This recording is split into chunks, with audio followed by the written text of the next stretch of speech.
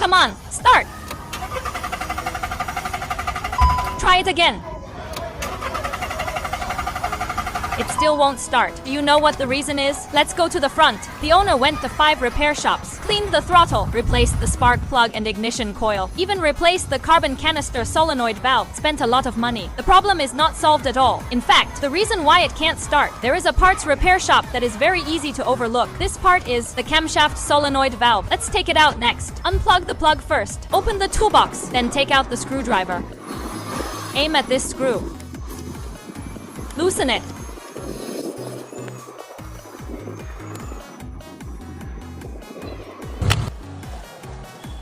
Okay, I know where the problem is. Look here, it's all oily and sludge. No wonder it can't start. Now we know where the problem is. Isn't it easy to solve it? Next, let's clean it. First, spend $2 to buy a bottle of cleaning agent. Then spray it on this.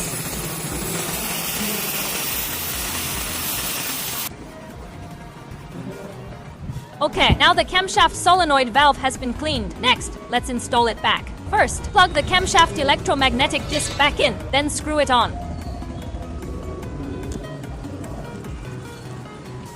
Plug in the plug.